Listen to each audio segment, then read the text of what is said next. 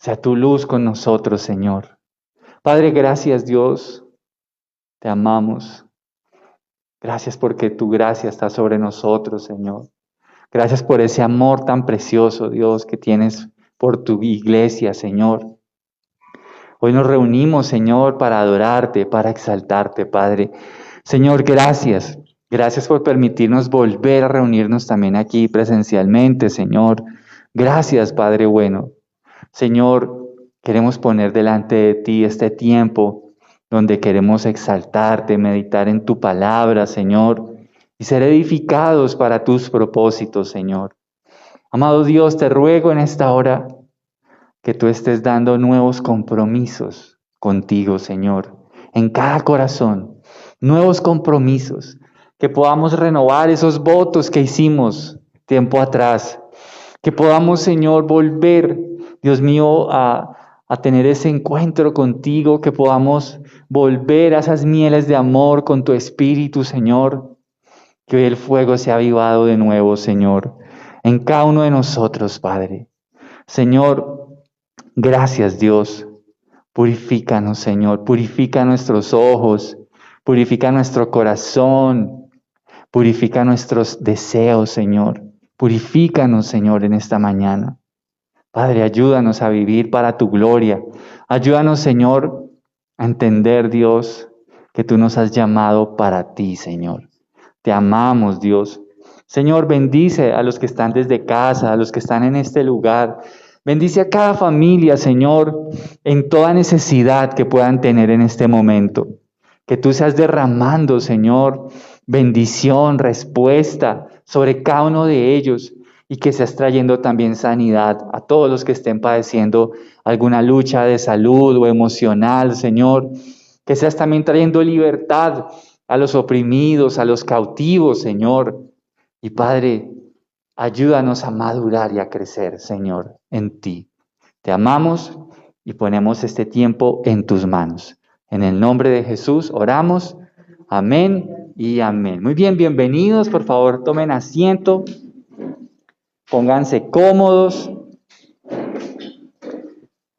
Saludamos a las personas que están desde casa. Dios les bendiga. Qué alegría saludarlos, qué alegría verlos. Y bueno, estamos aquí nuevamente y esperamos que con la ayuda del Señor podamos estar todos muy pronto acá congregados, celebrando este tiempo tan especial con el Señor, ¿verdad? Dios los bendiga. Muy bien, vamos entonces en este día a estar meditando entonces en la palabra de Dios. Y quiero recordarles que estamos todos los miércoles a partir de las 7 de la noche. Estamos teniendo una meditación acerca de la palabra del Señor, una corta reflexión para los que deseen conectarse los miércoles desde Facebook Live. Estamos a las 7 de la noche.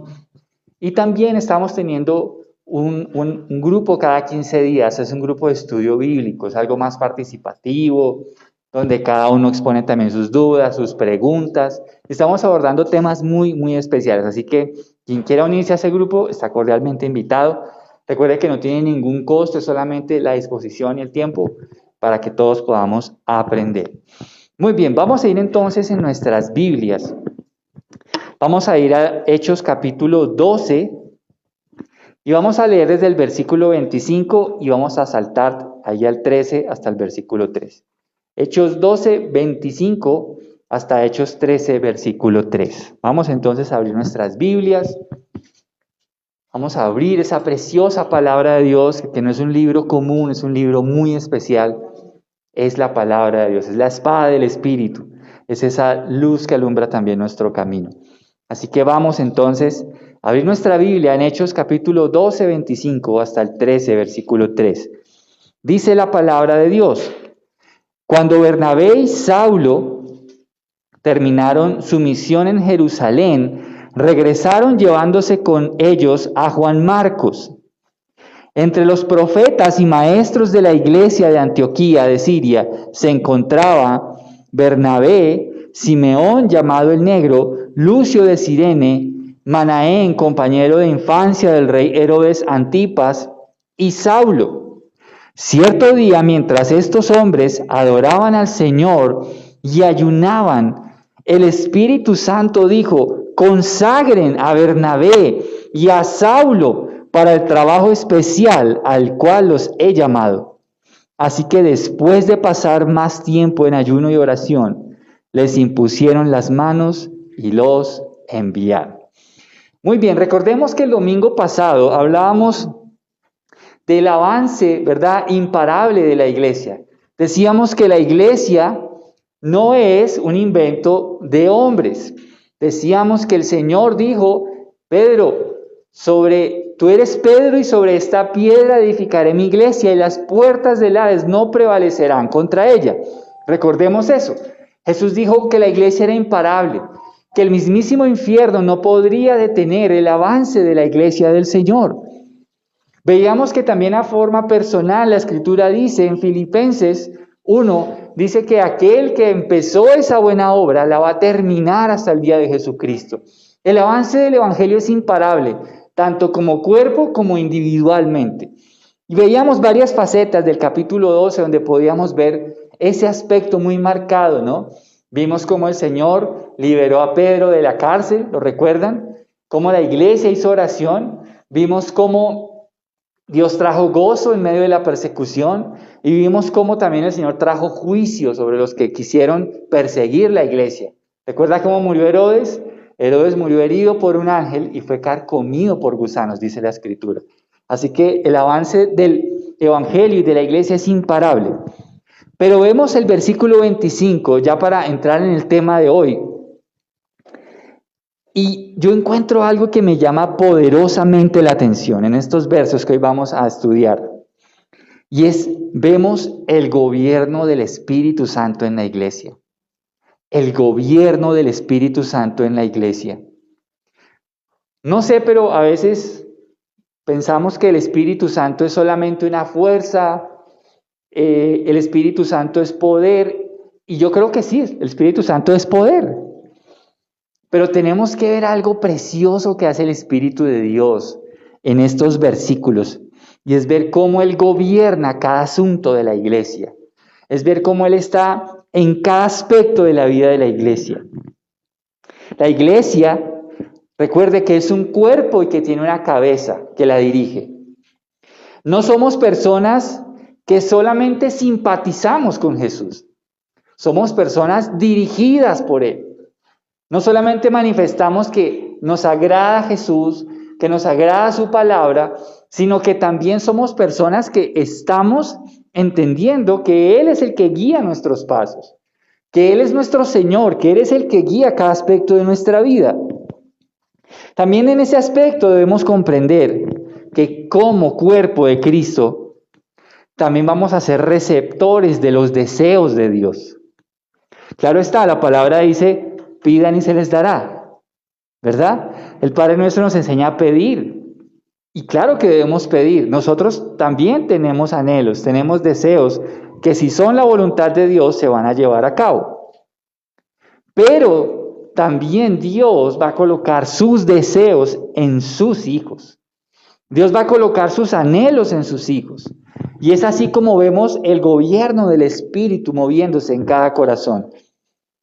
En este sentido, entonces, Dios ha enviado su Espíritu a la iglesia para que more dentro de cada creyente a fin de que recibamos la dirección de Dios. Yo no sé si a usted le ha ocurrido, pero a veces nosotros estamos orando por algún aspecto, por alguna necesidad, y de repente en nuestro interior empezamos a sentir una influencia espiritual que nos indica cuál es la voluntad de Dios. Muchas veces esa influencia puede ser redargüidos por el Espíritu, que nos dice: no, por ahí no es la cosa. Muchas veces su influencia es animarnos a hacer algo que es un reto de fe, pero somos guiados constantemente, no somos meramente una iglesia o un cuerpo de creyentes contemplativos. Somos guiados por Dios, somos guiados, Él nos guía, Él nos muestra su camino. Y sabe una cosa, cuando yo veo lo que el Espíritu de Dios está haciendo en estos versos, descubrí que no lo vemos solamente ahí. Aún desde el Antiguo Testamento vemos a Dios guiando a su pueblo. Les voy a citar Isaías capítulo 63, versículos 11 al 14. Isaías 63, 11 al 14. Mira lo que nos dice de cuando el pueblo de Israel salió del desierto, salió de Egipto, camino por ese desierto a la tierra prometida. Y mira lo que encontré tan especial.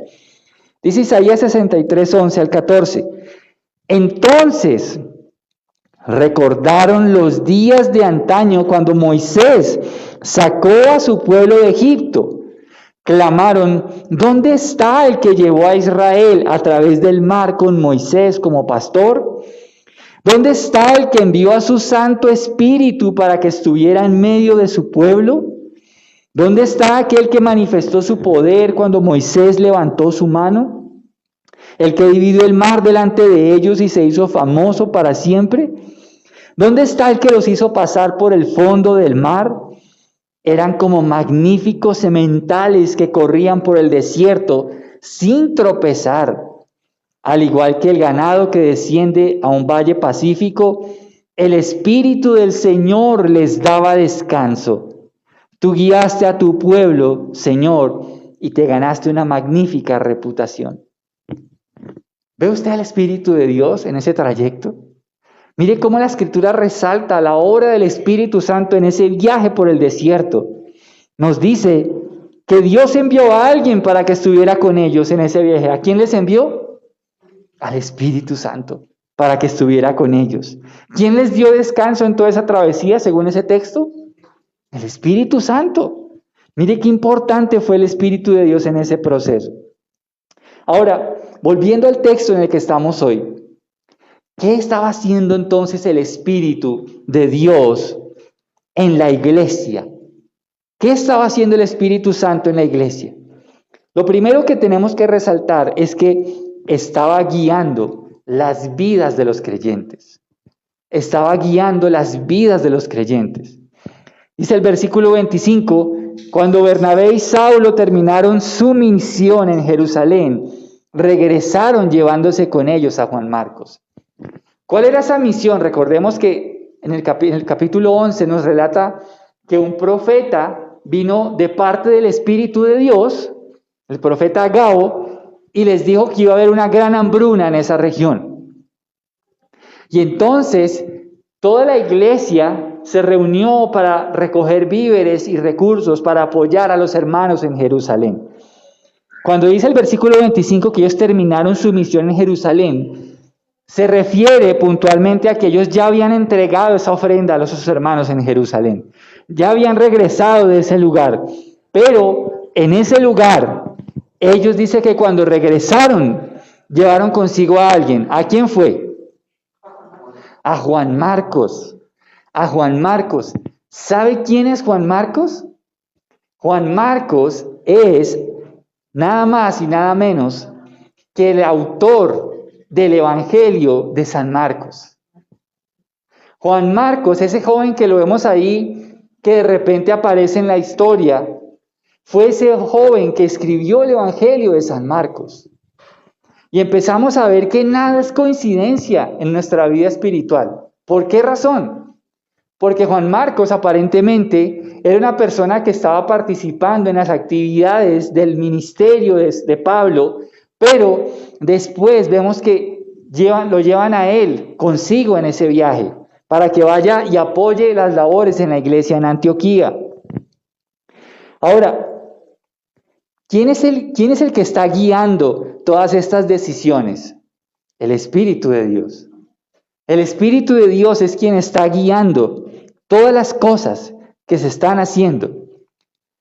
El Espíritu de Dios hace algo muy importante. ¿Sabe una cosa? Usted puede ver a Saulo unos capítulos atrás, en el capítulo 9, vemos su conversión, ¿verdad? Vemos que él era un perseguidor de discípulos de Cristo. Vemos que él era un hombre lleno de odio, de celos, un hombre que contendía, pero de repente el hombre que vemos ya en el capítulo 13 es un hombre apasionado por Dios. Es un hombre apasionado por la obra. Y esto es lo que hace el Espíritu de Dios. El Espíritu de Dios no solamente concede milagros, no solamente concede dones, que de eso hemos hablado ya, ¿Sabe qué hace el Espíritu de Dios? El Espíritu de Dios transforma vidas. Transforma vidas. Muchas veces la gente piensa, no, usted va a la iglesia ya porque allá le cambian su manera de pensar, pero ¿sabe una cosa? Aquí sucede algo que es sobrenatural, y es que el Espíritu del Señor cambia corazones. El Espíritu de Dios cambia vidas, y eso es un enorme privilegio. Fue el Espíritu de Dios el que cambió a Saulo. Es el Espíritu de Dios el que concede arrepentimiento genuino. Es el Espíritu de Dios. No es lo mismo estar con remordimiento que estar arrepentido. No es lo mismo. Cuando el Espíritu de Dios está obrando en nuestros corazones, el Espíritu de Dios nos da un verdadero arrepentimiento. ¿En qué consiste el verdadero arrepentimiento? Saber que hemos ofendido a Dios, que hemos transgredido su palabra y que hemos ofendido posiblemente al prójimo. Y cuando el Espíritu de Dios nos muestra que algo no es correcto en nuestra vida, Él entonces nos da las fuerzas para cambiar. No nos deja igual, nos da las fuerzas para ser personas distintas. El Espíritu de Dios también es el que da nuevos corazones. Y fue el Espíritu Santo quien finalmente hace personas santas. Santas. Mire, la santidad no se mide por unos hábitos, por una vestimenta. La santidad se mide desde la obra que está haciendo el Señor en cada corazón.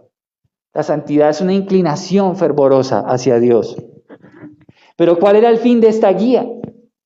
¿Para qué entonces había tomado el Espíritu Santo a estas personas? ¿Saben para qué? Para llenarlos de un amor intenso por Jesús y su obra. Para eso el Señor los llamó, para eso los guía. Y en estos versos vamos a encontrar a Pablo y a Bernabé encendidos por el Espíritu de Dios. Estaban en constante comunión con Él, los vemos dispuestos a servir al Señor y vemos a hombres que han pasado de la niñez espiritual a una madurez. Porque la Biblia nos habla de que hay un tiempo para todo. Hay un tiempo para ser niños espirituales, ¿sabe? Y es sano cuando empezamos a tener dudas de niños, tener actitudes de niños espirituales, pero no es sano quedarnos como niños. No es sano que teniendo mucho tiempo de conocer al Señor, no oremos. No es sano que teniendo muchos años de conocer al Señor, no escudriñemos la palabra. No es sano que teniendo muchos años de conocer al Señor, no estemos sirviendo al Señor en algún aspecto de nuestra vida. No podemos ser niños toda la vida. ¿Usted qué pensaría de mí si me voy tomando tetero? Tenaz. Pero este hombre tan grande ya, un cuarentón, y es que con tetero, no, ¿qué le pasa? Madure, pastor. Diga, madure, pastor. Imagínese yo a estas alturas en eso. Imagínese a estas alturas gateando. Uno dice, no, aquí hay algo que no está bien. ¿Sabe que muchas veces eso nos pasa en nuestra vida espiritual? Hace tiempo que debiéramos haber tenido un progreso, un avance en nuestra vida con Dios. Pero quiero dejar claro, hay tiempo para todo. Yo recuerdo cuando yo empecé con el Señor, mis dudas, mis preguntas, yo veía a los que me estaban liderando, yo los tenía cansados de tanta preguntadera. Hermano, mire, no entiendo esto, ¿por qué me pasa esto? Mire, que es que me siento tentado, mire, que es que me da pereza esto, mire, yo pienso que ya viene ese mono otra vez. ¿Qué pregunta tendrá? Pero yo era Juanito, preguntaba con deseos de saber. ¿Sí? Vamos a tener, por favor, los celulares en silencio, ¿vale? Les agradezco. Entonces, ¿qué pasa? El fin de esta guía es llevarnos a la madurez. El fin de esta guía es que nosotros no seamos los mismos. Y nosotros constantemente debemos mirar atrás para ver si hemos avanzado. Si no somos los mismos. No podemos ser niños toda la vida. Ahora, vamos entonces a ver cómo es que el gobierno del Espíritu está llevando a la iglesia a esa madurez. La iglesia no fue siempre una iglesia niña, no fue siempre una iglesia inmadura. vamos a ver cómo el gobierno del Espíritu empezó a llevar a esa iglesia a una madurez muy profunda con el Señor. Lo primero, mira lo que dice el versículo 1 del capítulo 13. Ahí estamos en Hechos 13, ¿no? Hechos 13:1 dice: entre los profetas y maestros de la iglesia de Antioquía de Siria se encontraban, ahí nos citan varias personas, Bernabé, Simeón, Manaén y Saulo. Pero ¿sabe qué es lo que hace Dios cuando va a llevar una iglesia a la madurez? Da ministerios. Da ministerios. Para las personas que no saben qué es un ministerio, es un servicio especial a Dios. Hay personas que están llamadas exclusivamente a un servicio para Dios, no todos. Y no quiere decir que uno sea más importante que otro, no quiere decir eso, es simplemente una función, ¿verdad? Pero cuando usted mira aquí, y habían 2 ministerios que estaban muy activos en ese versículo. ¿Cuáles son? Hay 2 ministerios que relata ahí. ¿Cuáles son? ¿Quién me dice? Hechos 13:1. Exacto. ¿Y cómo se llaman? Uno es el ministerio del profeta. ¿Y cuál es el otro? Y maestros. Dice que en la iglesia habían profetas y maestros. Mire qué importante eso, ¿no? Entonces, cuando la iglesia, Dios la va a llevar a la madurez, la está llevando a madurar, Dios da ministerios. Dios da ministerios en la iglesia. Dios da ministerios. Estos ministerios están marcando que la iglesia está madurando, que la iglesia está llevando a una madurez espiritual. Y quien la está llevando a eso es el Espíritu de Dios. Es el Espíritu de Dios. Mire qué importante. Vemos que a lo largo de lo que hemos visto en la iglesia primitiva, inicialmente lo que ha sucedido es que hemos visto a los apóstoles llevar la obra, pero ahora vemos que en la iglesia hay profetas y maestros. Profetas y maestros. No solamente está la obra del apóstol, sino que ahora vemos que también están profetas y maestros en la iglesia. Mis hermanos, cada uno de ellos tiene una función específica. Mira lo que dice Efesios 4:11. Efesios 4:11 dice: ahora bien, Cristo dio los siguientes dones a la iglesia: los apóstoles, los profetas, los evangelistas y los pastores y maestros. Ellos tienen la responsabilidad de preparar al pueblo de Dios para que lleve a cabo la obra de Dios y edifique la iglesia, es decir, el cuerpo de Cristo. Ese proceso continuará hasta que todos alcancemos tal unidad en nuestra fe y conocimiento del Hijo de Dios, que seamos maduros en el Señor, es decir, hasta que lleguemos a la plena y completa medida de Cristo. ¿Se da cuenta de cómo la iglesia va madurando? ¿Y cómo madura? Cuando Dios da estos dones a la iglesia, los ministerios. Los ministerios. ¿Cuál es la responsabilidad de esos ministerios? Ahí lo dice claramente. Dice que es preparar al pueblo de Dios para que lleve a cabo la obra de Dios y edifique su iglesia. ¿Sabe por qué Dios lo tiene acá? Para prepararlo para que usted haga la obra de Dios. Por eso usted está aquí. Porque es que la vida cristiana no es meramente contemplativa. ¿Usted se acuerda qué pasó cuando Jesús sanó a la suegra de Pedro? Dice que Jesús reprendió la fiebre de la suegra de Pedro. Dice que al instante ella se levantó y le servía. Es que la vida espiritual no es solamente contemplativa, sino vemos personas activas en el servicio de Dios. Así que cuando los ministerios están fluyendo en la iglesia, preparan al pueblo de Dios. Y yo quiero decirle que usted es el pueblo de Dios si usted ha creído en Cristo. Usted es el pueblo de Dios. ¿Y para qué? Para que usted lleve a cabo la obra de Dios. ¿Cuál es la obra de Dios? Básicamente se lo voy a definir. Jesús le dijo a sus discípulos en Mateo capítulo 28 Dijo, por lo tanto, dijo, toda potestad me ha sido dada en los cielos y en la tierra. Es decir, toda autoridad. Dice, por lo tanto, con base en esa posición que Dios le dio, les dice, vayan y hagan discípulos a todas las naciones. Dice, y dicen, enséñenles todas las cosas que les he mandado. Esa es la obra de Dios, mis hermanos. Esa es la obra de Dios. Si nosotros en nuestra vida espiritual no estamos pensando al menos en llevar el mensaje a alguien, en poder presentar a Cristo a alguien, entonces no estamos entendiendo de qué se trata también la vida cristiana. Claro, yo entiendo. Todos tenemos necesidades, yo las tengo. Claro, Dios nos ayuda, Dios nos provee, nos cuida, nos apacienta.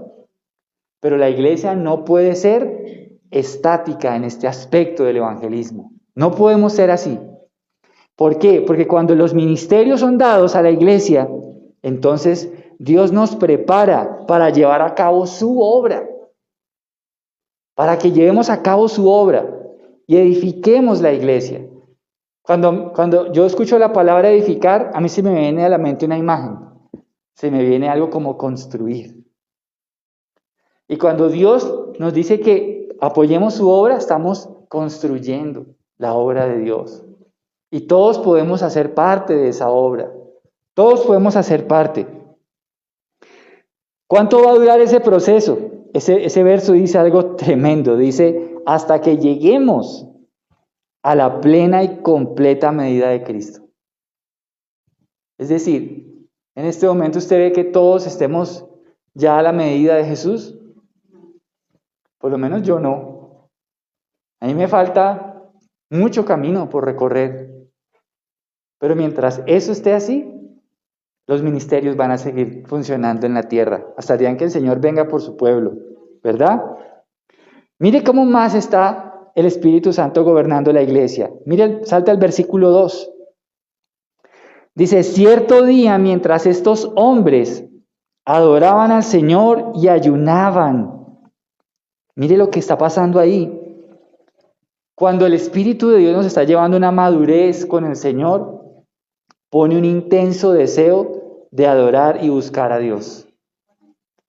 La madurez está en las personas que tienen ese intenso deseo de adorar y buscar la voluntad de Dios. Y ahí está también un principio de madurez. Cuando usted y yo estamos muy interesados en adorar al Señor, adorar no es solamente que alguien se pare aquí con un instrumento y empiece a cantar. ¿Sabe que no es solamente? Adorar es un estilo de vida. Que no se refiere netamente a lo musical. Se refiere a un estilo de vida.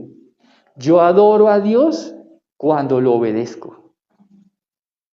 Yo adoro a Dios cuando lo pongo en primer lugar. Yo adoro a Dios cuando rechazo todo aquello que a Él no le gusta. Y ahí estamos adorando. No crea usted que adorar es solamente venir aquí el domingo, los primeros minutos del culto. Voy a adorar a Dios, sí, eso es adorar. Pero es que usted y yo debemos adorar todos los días, en lo que hacemos, en nuestra forma de vivir. Somos adoradores. Jesús le dijo eso a la mujer samaritana.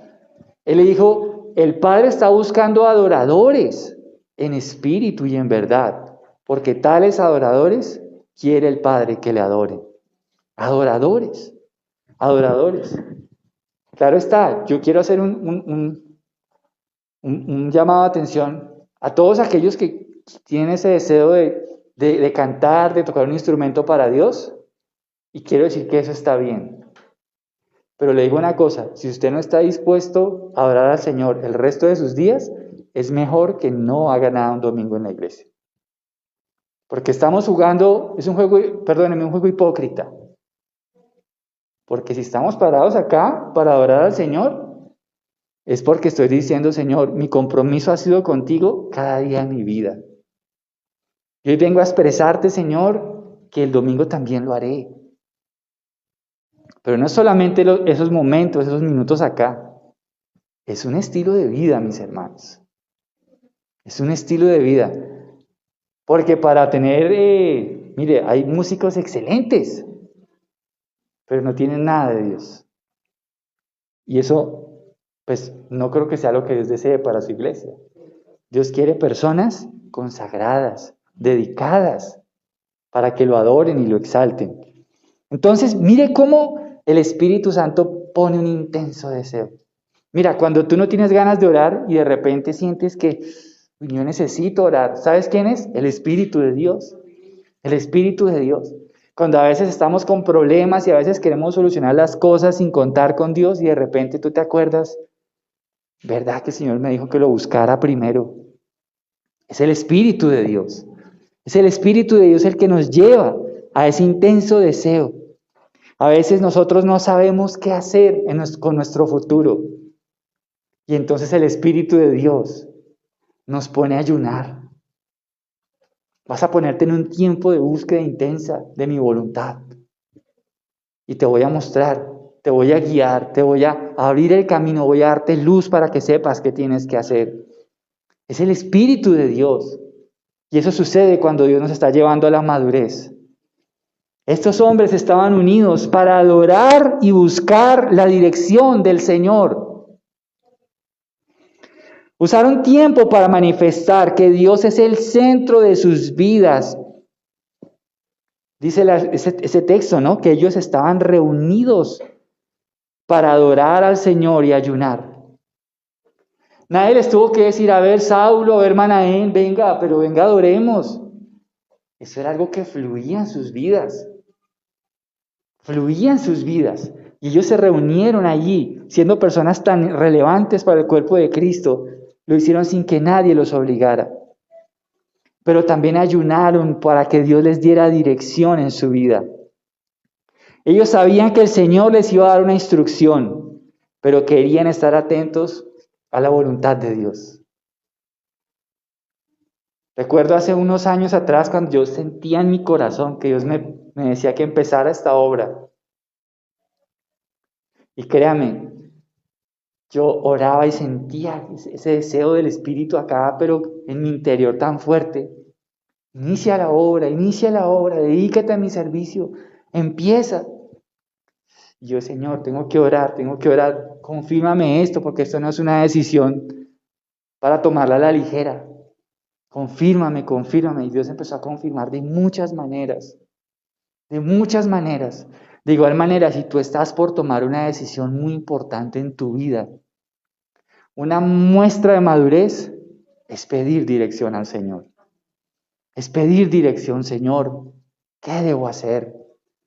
Tú puedes ayunar, puedes privarte, no sé, mediodía de comer algún alimento y buscar en oración la voluntad del Señor. Señor, ¿qué debo hacer? ¿Qué debo hacer, Señor? ¿Qué hago? ¿Qué hago con este negocio? ¿Qué hago con mi hijo? ¿Qué hago con mi matrimonio? Señor, ¿qué hago? Muéstrame. ¿Qué hago con esta enfermedad? Ayúdame, muéstrame.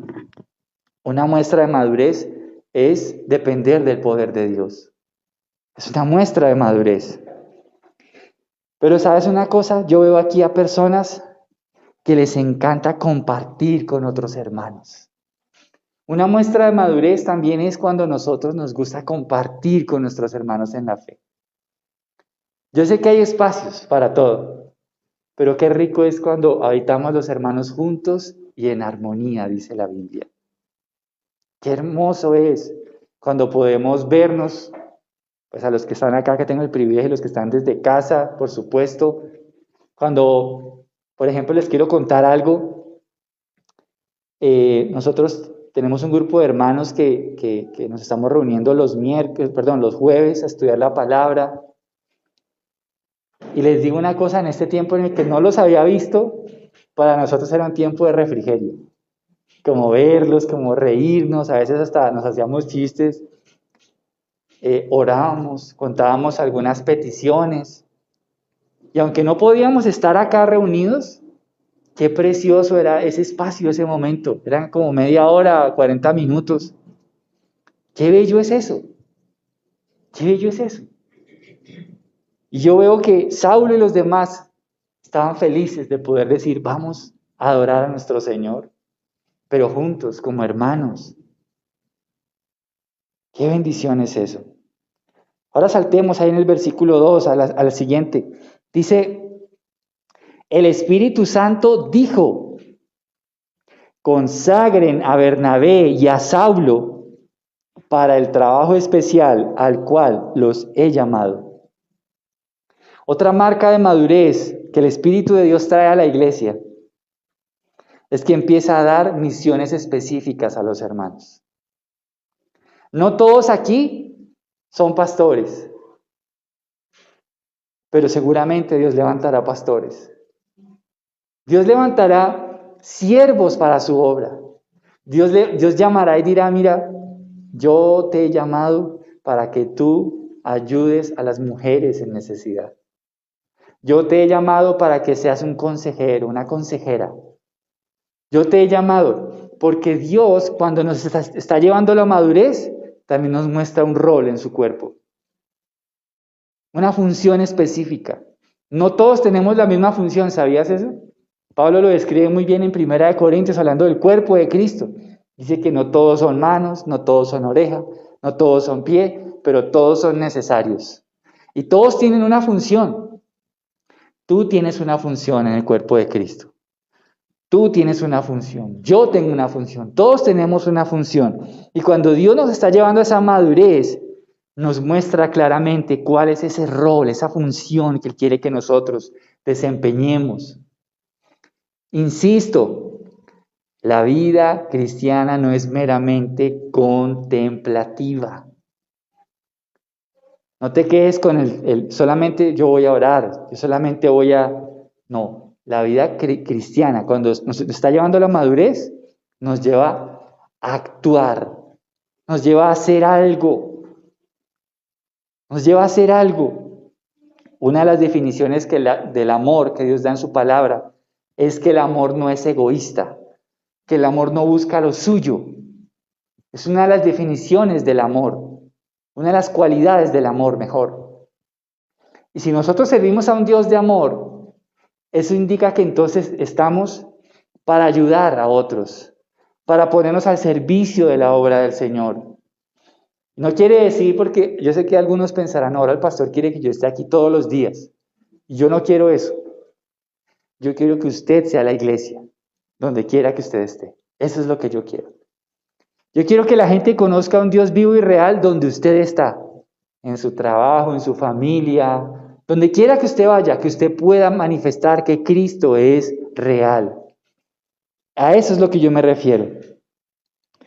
Y fue el Espíritu Santo el que dijo en ese momento. ¿Cómo cree usted que fue que el Espíritu les habló? ¿Por medio de qué? Porque dice que el Espíritu Santo dijo. Pero ¿cómo habló el Espíritu Santo? Es una probabilidad, ¿verdad? Que en ese tiempo de oración el Espíritu les haya hablado, pero yo creo que fue de otra manera. ¿Alguien ve alguna otra manera? A través de la oración. Correcto, muy bien, a través de un profeta, porque el versículo 1 nos dice que habían en la iglesia, ¿qué? Profetas. Y un profeta es alguien que habla de parte de Dios. Entonces yo creo que en ese tiempo en el que ellos estaban adorando, ayunando, de pronto vino el Espíritu de Dios y trajo una palabra para Saulo y para Bernabé. Mire qué impresionante cuando el cuerpo de Cristo opera así todo articulado, cómo el Espíritu de Dios empieza a gobernar y a mover cada vida, ¿no? Y entonces Él dijo, el Espíritu Santo les dijo, ¿qué les dijo? Consagren. ¿Qué es consagrar? Llamarlos. ¿Qué más? ¿Alguien tiene algún otro concepto de consagrar? Apartar, muy bueno. ¿Alguna otra palabra? Limpiar. Cuando dice consagrar, básicamente está diciendo: llamen aparte a estas personas para mi uso exclusivo. Se van a dedicar, se van a consagrar a esto que yo les he llamado a hacer, a nada más. ¿Sí se ha visto cuando alguien dice: uy, ese hombre está consagrado al fútbol? Pues no está jugando baloncesto, ¿cierto? Uno dice: ese hombre está consagrado a su familia. Es porque el hombre está consagrado a su hogar, ¿cierto? El Espíritu Santo dijo: consagren. ¿Qué quiere decir eso entonces? Que los estaba llamando aparte. Dedíquenlos para esta tarea exclusiva que yo los llamé. ¿Quién los llamó a hacer esa tarea? ¿Fue el pastor? ¿Fue algún profeta, algún apóstol? Fue el Espíritu Santo. Mire, mi hermano, una cosa que a mí me impacta mucho es que a veces cuando puede que yo le esté aquí dando un sermón, pero estoy seguro que muchas de las cosas que yo le estoy diciendo, si usted está en comunión con Dios, Dios se las ha venido hablando en su diario vivir. Y cuando Dios las habla a través de un sermón, Dios se las está confirmando. Pero Dios está hablándole. Dice Juan capítulo 10, mis ovejas oyen mi voz y ellas me siguen. Así que el Espíritu Santo dijo, conságrenlos para el trabajo especial al cual los he llamado. Miren, mis hermanos, el llamado de Dios nos va a sacar de nuestra vida cotidiana. El llamado de Dios nos va a llevar a hacer cosas que usted ni se imaginaba que algún día haría. Nunca. Yo recuerdo ya la primera vez que viajé a alguna ciudad a predicar. ¿Usted cree que yo en mi vida me había imaginado eso? Mire, yo era un chino re tímido. Yo no hablaba nada, hablaba más un cuadro en la pared. Yo era callado. Pero que yo le hablara a un grupo de personas, eso para mí era una proeza. Porque yo era muy tímido. Pero cuando Dios llama, Dios lo saca a uno de esa cotidianidad y lo capacita. Usted va a hacer cosas que usted ni se imagina. Pero ahí es donde está el Espíritu de Dios. Ahí es donde está la evidencia del llamado del Señor. Y fue una orden del Espíritu. El Espíritu no le dijo a los profetas y a la iglesia, pregúntenle a Saulo y a Bernabé si quieren ir a hacer la obra. No fue así. Fue una orden. ¿Cómo lo dijo? Aparten a Bernabé para la obra que los he llamado. Aparten. Es una orden del Señor. Mis hermanos, cuando Dios llama, hay que obedecer. Hay que obedecer. No podemos quedarnos contemplando. No, que vaya otro. ¿A quién? ¿A mí? ¿Me estás llamando a mí? A veces hacemos como el... ¿No será el de allá? ¿Yo? No, pero él... Y el Señor dice, sí, tú. Sí, tú. ¿Se acuerda lo que le pasó a Moisés? Señor, yo soy tardo de habla. Envía a otro. ¿Sí? El Señor dice, no, tú. No, eres tú. Dios no se equivoca. A Dios no se le cae el wifi. A Dios no se le pierden nuestras coordenadas. Dios sabe. Sí, tú. Cuando Dios llama, Él no se equivoca. Es una orden del Espíritu Santo. Y tenemos que corresponder. ¿Qué ha puesto el Espíritu de Dios en su corazón, mi hermano? ¿Qué ha puesto Dios en su corazón? No tarden en hacerlo. No tarden en hacerlo. Levántese y hágalo. Levántese y hágalo. La vida está separada por dos grandes grupos. Los que sueñan y los que hacen algo al respecto. Hay gente que dice, mire, yo hace unos años yo quería, pero sí, eso era algo ahí. Y hay gente que dice, mire, yo hace unos años tenía esto y lo hice y ahora estoy acá, me equivoqué, me funcionó, no me funcionó. Pero hicieron algo. ¿Sí me hago entender? Hicieron algo, no se quedaron como, tal vez algún día. No, hay que hacerlo. Pero si Dios lo ha llamado a hacer, mire, Dios va a hacer cosas que usted ni se imagina. Usted va a ver el respaldo de Dios si usted hace la voluntad del Señor. Pero no quisiera yo que usted llegue a una edad adulta y esté solamente con reminiscencias. Si yo hubiera hecho esto. En esa época yo tenía más fuerza. En esa época yo estaba más vigoroso. En esa época yo estaba más consagrado. Que eso no le pase, sino que usted pueda decir, ¿usted se acuerda lo que sucedió con Josué y Caleb? ¿Alguien conoce esa historia? Josué y Caleb fueron dos de los espías que mandó Moisés a ver la tierra prometida. Cuando Moisés hace la repartición de la tierra, uno de ellos tiene la tierra, Pero hubo uno de ellos que llegó a una edad muy adulta y estaba esperando una tierra que le habían prometido. Y entonces cuando Moisés le dice, sí, pero ¿será que usted con la edad que tiene sí va a poder? Y él le dijo, mire, yo tengo la misma fuerza que hace 40 años. Yo quiero tener lo que Dios me dijo que me iba a dar. Yo quiero que usted tenga ese mismo espíritu, hermano. Ese mismo espíritu. Que no sea un creyente que viva solo de reminiscencias, sino que diga, Señor, gracias, tú me diste la fuerza, me diste la dirección, me diste todo, Señor, para yo salir adelante con lo que tú habías puesto en mi corazón. ¿Qué ha puesto Dios en su corazón? Ojalá dentro de esos deseos usted siempre tenga en cuenta el Evangelio. El Evangelio. Si Dios ha puesto en su corazón formar una familia, que el Evangelio está en su familia. Si Dios ha puesto poner un negocio, que la honestidad, la rectitud de la palabra esté en sus negocios. Que todo lo que usted haga esté el Evangelio, usted refleje el Evangelio en su honestidad, en sus valores, en su forma de vivir, de pensar, de hacer. ¿Qué ha puesto el Señor en su corazón? Finalmente, mire, ¿cómo puede usted descubrir que Dios lo está llamando a una obra especial? Porque puede que usted diga, ah, sí, pero eso fue con Bernabé y con Saulo, pero a mí el Señor no me ha mandado a hacer nada. Mire, cuando el Señor pone un intenso deseo de hacer algo para Él, y eso muchas veces está fuera de sus probabilidades, créale al Señor. Créale.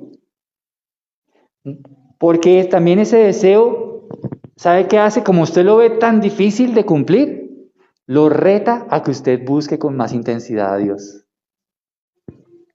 Ahí está Dios llamándole. Ahí está el Señor llamándole a hacer una tarea especial. ¿Y sabe cómo? Porque otros hermanos maduros en la fe le van a confirmar que eso realmente es de Dios. Porque estos hermanos maduros están orando por usted. Y el Señor también les da dirección para su vida.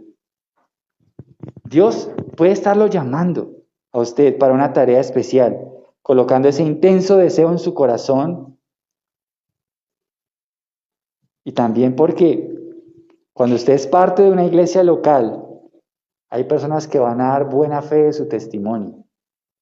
Miren, no todo el que quiere empezar una obra lo puede hacer, tiene que tener un buen testimonio.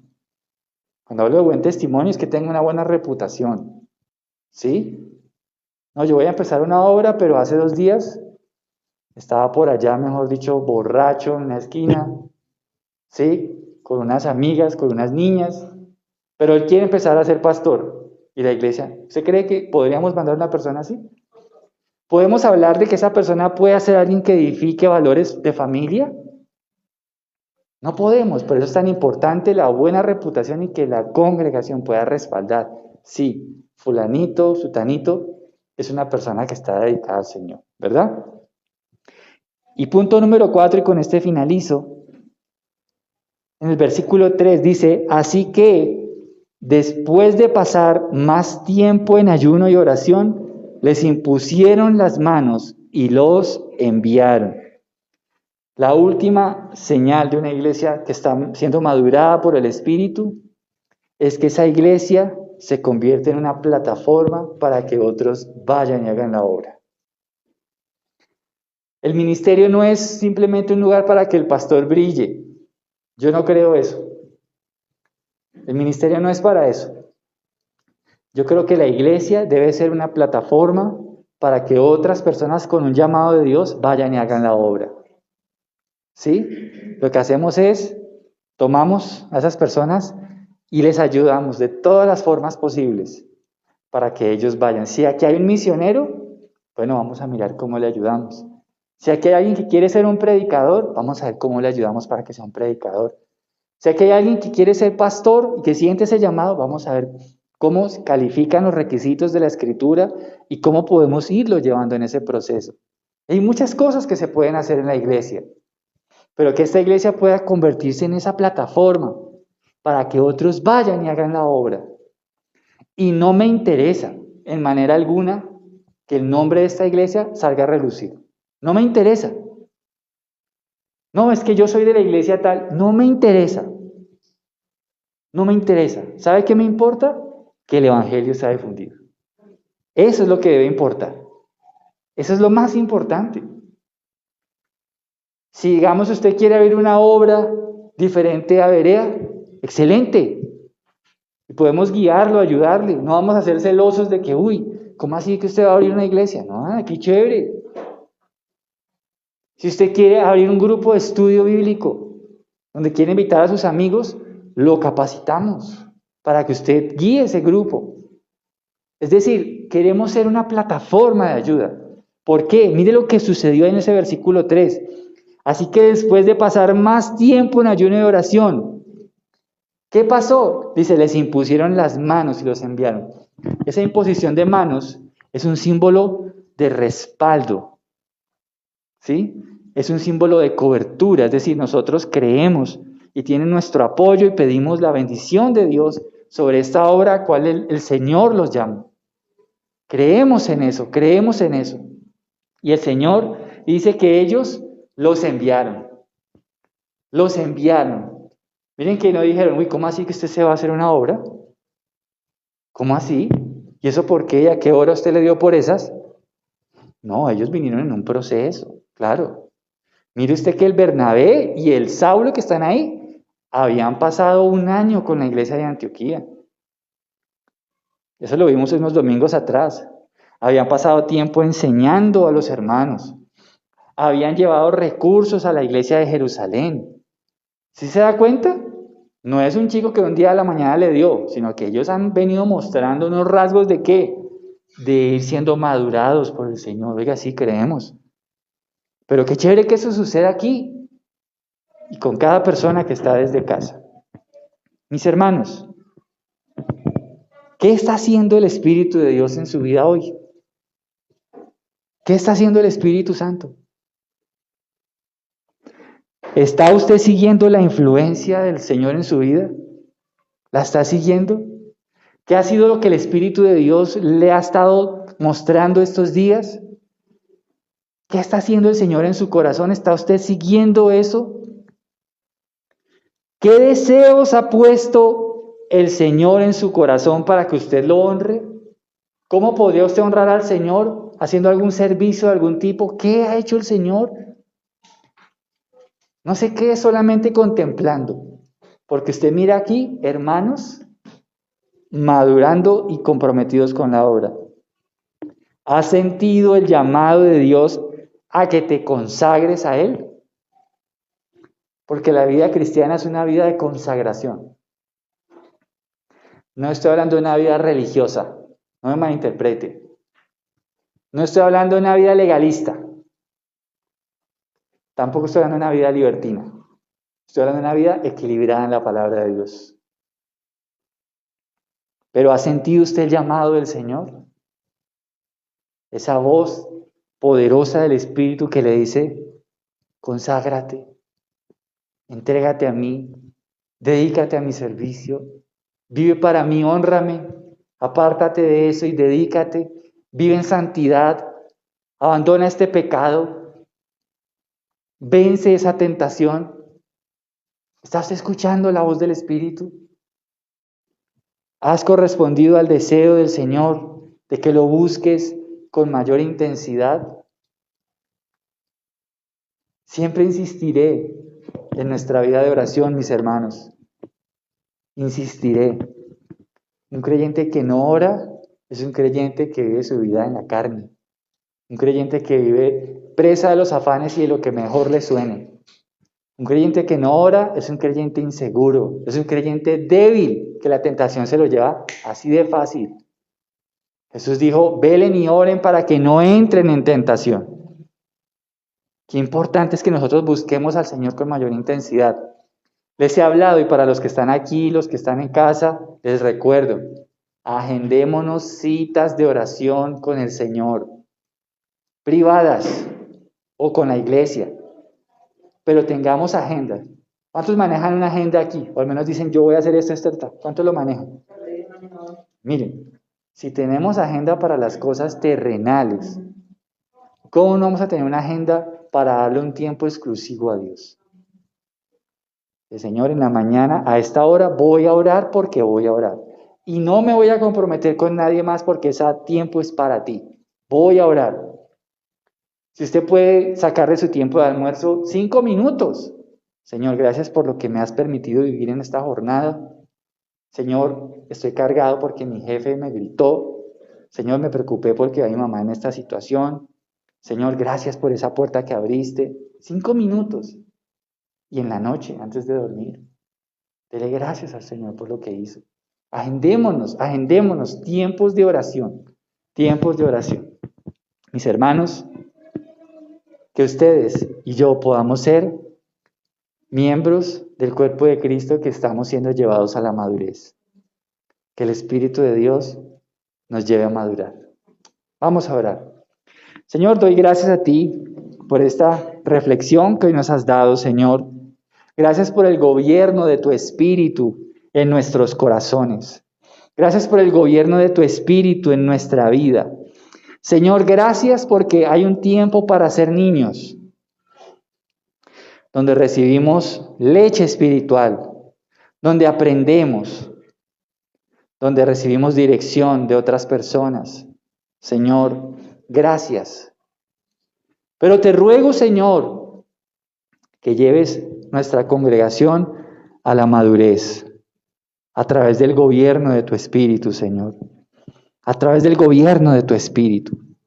Señor, gracias, porque tú llamas a algunos a una tarea exclusiva, Señor.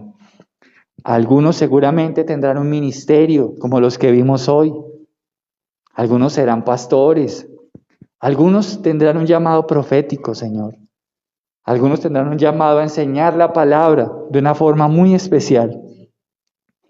Por favor, levanta esos ministerios, porque esos ministerios los usas para edificarnos y para prepararnos para hacer tu obra. Señor, también levanta, Señor, otros llamados, otros servicios que también son muy útiles en la iglesia, como el de consejeros, personas que visitan, personas que son misericordiosas y ayudan con las necesidades de otros. Levanta en esta iglesia, Señor, esos talentos, esas personas con esos llamados, Señor. Padre Santo, gracias, porque tú nos llevas a esa madurez. Pero también en esa madurez te ruego que pongas ese intenso deseo en todos nosotros de buscarte más, de adorarte más, Señor, y de pedir dirección en cada aspecto de nuestra vida. Porque ahí también está una marca de madurez. Llévanos, Señor, de tu mano. Señor, tú fuiste el que guiaste al pueblo de Israel en el desierto, pero tú también fuiste el que gobernaste en la iglesia primitiva las vidas. Señor, ayúdanos a tener un intenso deseo de buscarte en oración, en alabanza. Amado Señor, y Señor, sé que en este lugar hay personas con inquietudes existenciales muy grandes. Señor, por favor, danos dirección. Tu palabra dice en el libro de Jeremías, clama a mí, y yo te responderé y te mostraré cosas grandes y ocultas que tú no conoces. Padre, muéstranos, guíanos, enséñanos tu camino, enséñanos. Tu palabra dice, pondré mis ojos sobre ti y te enseñaré cuál es el camino en el que debes andar, dice tu palabra en Salmos. Señor, pon tus ojos en cada uno de nosotros. Pon tus ojos en Fabián, pon tus ojos en Isabela, pon tus ojos en Gina, pon tus ojos en los que están en casa, pon tus ojos en mí, pon tus ojos y muéstranos. Señor, que seamos guiados por ti, guíanos, Señor, porque todos los que son guiados por el Espíritu de Dios, estos son hijos de Dios, dice tu palabra. Guíanos, Señor. Y Padre, ayúdanos también, Señor, a llevar a cabo esas tareas específicas. Señor, hoy confirma el llamado que tú haces a cada corazón. Apártenme a cada uno de ellos para la obra específica que tú les has llamado. para esa hora específica, para esa tarea especial. Señor, guíales y guíanos.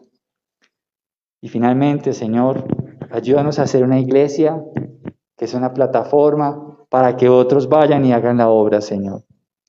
Te lo suplicamos, que podamos nosotros enviar y que podamos ver con gozo y alegría cómo tú levantas a otros en esas tareas, Señor. Te amamos y te bendecimos. En el nombre de Jesús, amén y amén. Muy bien, mis hermanos, qué privilegio haber meditado un rato en la palabra del Señor. Y recuerde esto, que no sé por qué se lo digo tanto. La vida cristiana no es solo contemplativa. Debemos hacer algo en la obra del Señor. Amén. Vamos a orar finalmente por las ofrendas. Recuerde que para nosotros como iglesia el tema de las ofrendas es algo voluntario, no es una imposición, pero quienes deseen y puedan apoyar este ministerio se lo agradecemos. Dice la Biblia en Proverbios capítulo 3, versículos 9 y 10, honra al Señor con tus riquezas y con lo mejor de todo lo que produces. Entonces Él llenará tus graneros y tus tinajas se desbordarán de buen vino. Vamos a orar por las ofrendas. Señor, gracias. Hoy queremos honrarte, Señor, con nuestros recursos.